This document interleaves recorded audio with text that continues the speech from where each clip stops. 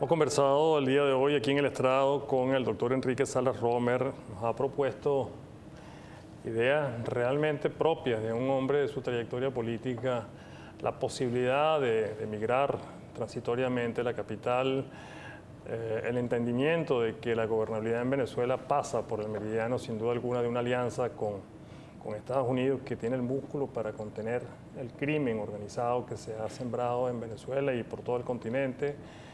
Hemos hablado de la posibilidad de un gobierno igualmente colegiado. Todo esto usted ha alertado, bueno, dentro de un mundo ideal, pero la realidad puede ser otra. Pero le comentaba yo un último tema que quería abordar. Son 9 millones de venezolanos donde muchos quieren volver a casa. ¿Usted no cree que una de las primeras medidas sería también enfocarse de cómo realmente, devolviéndole el sentido identitario, devolviendo el orgullo de ser venezolano, se debería generar todo un tema de políticas públicas para recuperar ese sentimiento que es recuperar el factor humano venezolano? Bueno, mira, déjame ubicar las cosas porque la discusión ha sido muy amplia y el espacio es corto. Sí. Como yo visualizo la guerra, estamos en medio de una guerra híbrida mundial que estalló luego del ataque a las Torres Gemelas con la invasión y ocupación de Irak y que se ha convertido de una guerra asimétrica a una guerra híbrida, como es llamada, que estamos luchando en muchos frentes a la vez. Lógicamente, yo he contado por lo menos 9 frentes distintos simultáneamente. De manera que es un momento sumamente complejo en la historia de la humanidad y estaríamos discutiendo una serie de programas para poderlo culminar. Anticipo que en 2034, en apenas 8 años, es cuando se darán las condiciones para llegar a un nuevo entendimiento mundial que tendrá que ver con inteligencia artificial, con los derechos del espacio, con el tratamiento al crimen organizado, con alguna participación o coparticipación de las empresas junto con las naciones, en la defensa de la soberanía hasta cuánto puede hacerse. Y en ese contexto tú me haces una pregunta muy lógica, además muy coincidente con la promesa fundamental de María Corina, unir a la familia venezolana.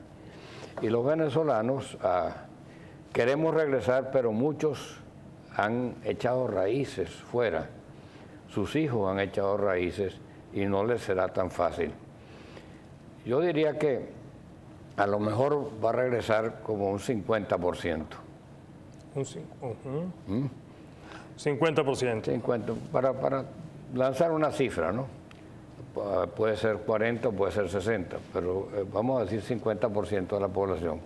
Serían 4,5 millones de personas que han aprendido a trabajar, que ya no están pensando en la Venezuela saudita, que ya vienen a comerse el mundo, que vienen con un gran, enorme deseo de trabajar, pero trabajar de verdad, no de hacer amigo de fulano de tal para hacer un negocio, sino para trabajar como debe ser y a contribuir a sacar el país adelante. Que aprendieron que el populismo y el clientelismo no pagan.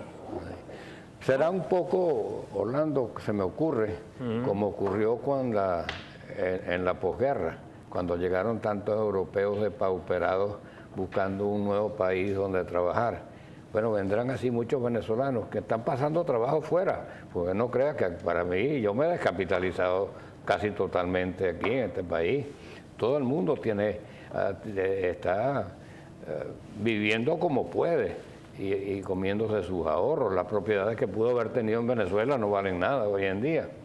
De manera que muchísimos vamos a regresar y haremos lo posible por ayudar en la medida en que las realidades personales lo permitan. De manera que sí, una convocatoria es importantísima, tiene que ser un eje fundamental de la política. ¿Cómo atraerlos de regreso? No lo sé, las condiciones hay que crearlas. Por ejemplo, la industria petrolera seguramente atraerá de regreso a muchos técnicos petroleros que se fueron y están dispersos en el mundo entero. Pero en otras áreas no es tan fácil, ¿no? De manera que es un tema difícil y sin embargo un reto hermoso. Un reto hermoso. Tratar de lograr lo que a mí me gusta comentar, que es el milagro venezolano. Nos queda poco más de un minuto de programa.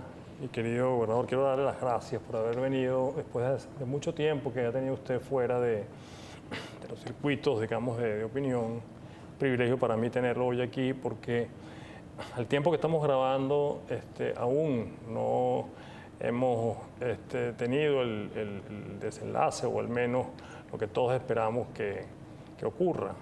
¿Cuál es su mensaje en esta fecha, por cierto, navideña, a los venezolanos en estos momentos decisivos de nuestra historia? Bueno, yo creo que estamos en el momento difícil del parto, ¿no? De la expectativa. Pero el parto viene. Tú hablaste del renacer, ¿no? De un nuevo renacer. Yo creo que si no pudimos renacer en el 98, ha llegado el momento de comenzar a renacer. Ahora, como todo parto es difícil, ¿no? Parto a palo seco, ¿no? No cesárea ni nada de eso. Es un parto a palo seco. Nosotros no podemos pensar que Venezuela de un día para otro va a ser una mantequilla a manejarse y que va a ser... Es más, yo creo que estábamos en el segundo sótano en el 98, pero era fácil llegar al primer piso. Creo que estamos ahora como en el quinto o séptimo sótano. De manera que tenemos que escalar para poder llegar al nivel que estábamos, que estaba con bastante deterioro cuando en el 98 se recuperó. Deterioro institucional. Habíamos bajado, mira, de Rómulo Betancourt a Luis Alfaro Cero, de Rafael Caldera a Donald Ramírez. Eso te dice todo en cuanto a la trayectoria de los partidos fundamentales de la democracia venezolana. De Pérez a Hugo Chávez. De Pérez a Hugo Chávez. Bueno, pero es más dramático si ves los ideales que inspiraron a los fundadores de la democracia y lo que ocurrió después, ¿no? Entonces, podemos hablar de ideales, pero quienes vivimos por dentro, y tú lo viviste y yo también, sabemos que había muchas cosas que había que corregir y habríamos tenido que corregir. Esperábamos hacerlo democráticamente. Yo lo había hecho en pequeña medida en el estado Carabobo y sabía que iba a ser así.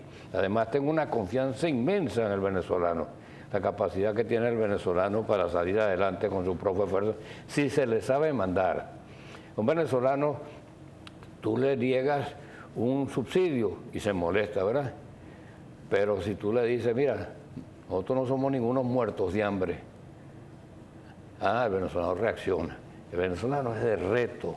El venezolano, laborioso. El venezolano, hay que saberlo llamar, hay que saberlo conducir, pero el venezolano es un pueblo noble que ha alcanzado cosas increíbles en el continente. Además, el país tiene una vocación que no ha cesado, una vocación que cada vez que algo ocurre en Venezuela termina ocurriendo en todo el continente. De manera que yo tengo una gran esperanza que vamos a salir adelante. ¿El cómo? No lo sé, pero el renacimiento yo creo que lo que tú vienes hablando de los distintos renacimientos, yo creo que viene. Mi querido gobernador, feliz Navidad y gracias por venir. No, vale, siempre un honor. Que el niño Jesús nos traiga ese parto que no es otra cosa que la Venezuela en libertad. Así será. Muchas gracias. Ha sido el doctor Enrique Salas Romer, aquí, digamos, anunciando vientos de libertad, vientos de redención, vientos de desafío y vientos, en definitiva, de regreso a casa. Feliz Navidad.